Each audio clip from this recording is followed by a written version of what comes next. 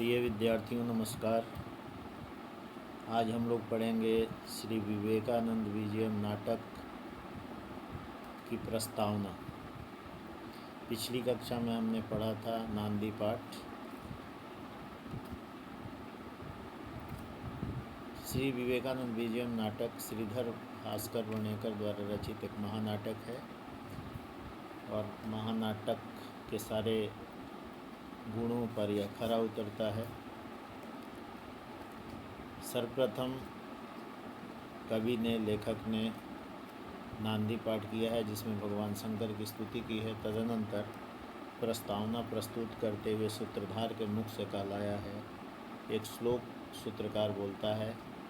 नाद्यंते नांदी के अंत में बोलता है सूत्रधार, अम्भो देतर वारि बिंदु विमुखो मान्य समय चातको वासंतेतर वारसरेषु च तथा वाचम यमः कोकिलः गृहणन् क्षीरम् अपास्य नीरम् अरसं हंसस्तु वन्द्यो मम जीवः सलग्यतमः स एव भुवने यस्मिन् विवेकः परः।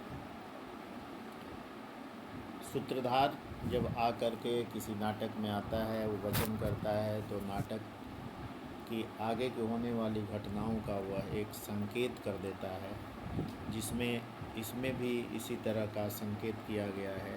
अंतिम पंक्ति जीवः सलाघ्यतमः स एव भुवने यस्मिन् विवेकः परः। विवेकानंद विजयम नाटक है जिसमें ये विवेकानंद की ओर और विवेकानंद के परम विवेक की ओर इंगित किया गया है। और इसमें यह बतलाया गया है कि संसार में वही जीव, वही प्राणी सलाघ्यतम है, प्रशंसनीय है, जिसके जो विवेक है वह परम अवस्था पर सर्वोपरि है, सबसे ऊपर है।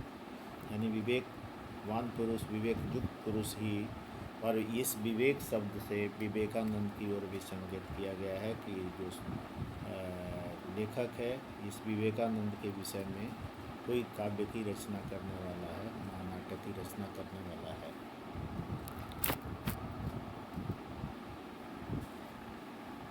अन्वय देख लेते हैं एक बार। सह चातक में मान्य अस्ति यह अम्भोदेतर वारि बिंदु विमुखः तथा स वासंतेतर वासरेषु वाचं यमः कोकिलः अपि मे मान्यः अस्ति।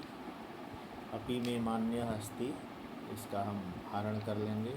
मम तु हर्षं नीरम अपास्य क्षीरं गृह्णन् हंसः वन्द्यः अस्ति भुवने स एव जीवः सलाघ्यतमः यस्मिन् परः विवेकः अस्ति। अर्थ ये है कि वो उसके ऊपर पंक्ति में कहता मम तु अरसम, मुझे तो नीरस जल को छोड़कर क्षीरम गृह्णन्, क्षीर यानी दूध को ग्रहण करने वाले, हंसः वन्द्य, हंस रूपी एक पक्षी है जो निर्क्षीर विवेक में सिद्धस्त होता है, वह वंदनीय है, वह वरेण्य है। क्योंकि भुवने स एव जीव सलाघ्यतमा, क्योंकि संसार में वही जीव प्रशंसनीय है, वरेण्य है, जस्मिन जिसमें परः विवेकः अस्ति, जिसमें परम विवेक होता है, सर्वश्रेष्ठ विवेक निवास करता है। और जैसा कि मैंने पहले कहा, इस विवेक पद से विवेकानंद की ओर भी संकेत किया गया है। अनुवाद इसको देख लेते हैं एक बार। वह चातक, स चातक में मान्य अस्ति, वह चातक मुझे मान्य है जो बादल से भिन्न जल की बूंदों से विमुख रहता है। अम्बोदेतर वारि बिंदु विमुखः, जो बादल से भिन्न जल की बूंदों से विमुख, अर्थात वह बादल की बूंदों की प्रतीक्षा करते रहता है। जैसे बादल की बूंद गिरती है, वह उसे तुरंत उसको ग्रहण करने के लिए उद्यत होता है।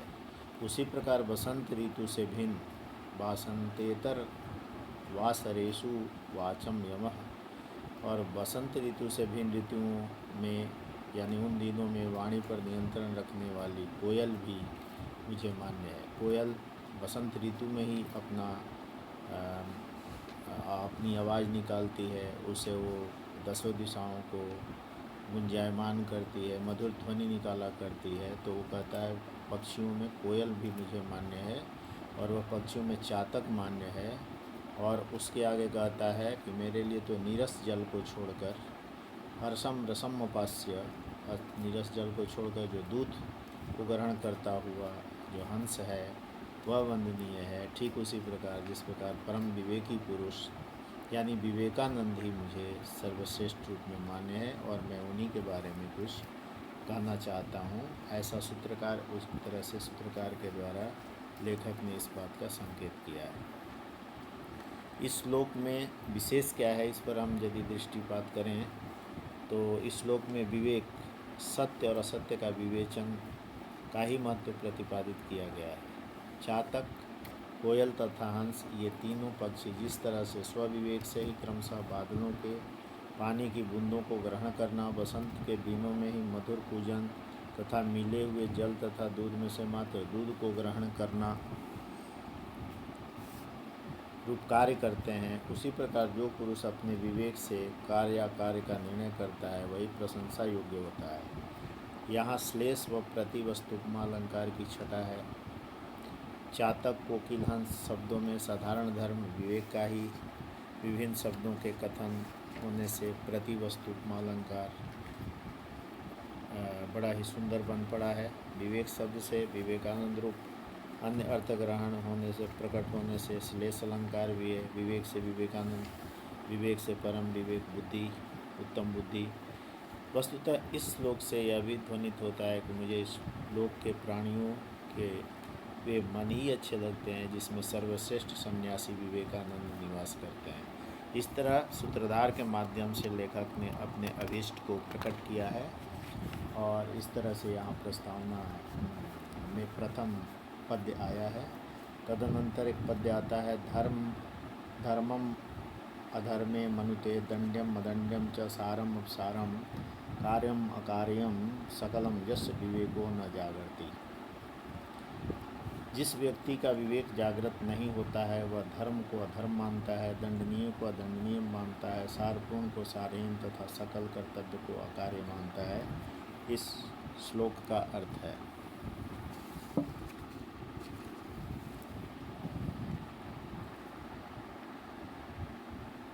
इसका अन्वय देखें, जस्य विवेको न जागृति, स जिसके अंदर विवेक जागृत नहीं होता, स धर्मम अधर्मम दंड्यम अदंड्यम सारम अपसारम सकलम कार्यम च अकार्यम मनुते।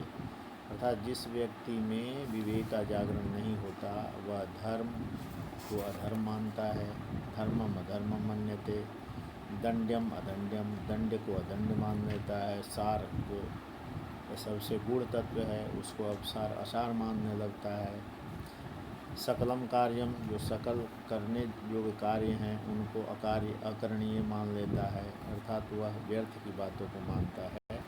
अर्थात वो क्या धर्म है, क्या अधर्म है, क्या दंड है, क्या अदंड है, क्या सार है, क्या निस्सार है, क्या कार्य है, क्या अकार्य है, क्या कर्तव्य है, क्या अकर्तव्य है, इन सब चीज़ों में वो भेद करने में सक्षम नहीं होता है। ये भी प्रस्तावना का ही दूसरा पद है। इससे भी एक तरह से ये लेखक ने बताने का प्रयास किया है कि विवेक का इस संसार में बहुत महत्व है और विवेकानंद जो धर्म यात्रा करके आए हैं या ऐसी उन्होंने विद्वता हासिल की है अपने सन्यास और ब्रह्मचर्य से, जिससे उन्होंने की धर्म ध्वजा विदेशों में भी फहराई है और भारत का नाम गौरवान्वित किया है। ऐसे विवेकानंद के बारे में वर्णन करना उसका उद्देश्य है, उसका लक्ष्य है। इस विषय को वह बतलाना चाहता है। नटी, तदनंतर नटी का प्रवेश होता है। नटी कहती है, सहसा प्रविश्य आर्य काम उद्देश्य अखंडित जप यज्ञो अयम प्रवर्तिता। नटी अचानक प्रवेश करके आर्य किसे लक्ष्य करके यह अखंड जप यज्ञ चल रहा है। सूत्रधार चकित युवात्मगतम, अरे इयम इदानीं जागर्ति तत्किं क्षिप्रमेव भग्नम अस्या महन ध्यान निद्राव्रतम प्रतिवेशिन्या आकाशवाणी गीत ध्वनिम उदातीकृत्य। सूत्रधार विस्मित सा अपने आप से, अरे यह अभी जाग रही है तो क्या पीड़ा पड़ोसन ने आकाशवाणी रेडियो गीत की आवाज़ को तेज करके सिर्फ इसके दोपहर में सोने के व्रत को भंग कर दिया है। ऐसा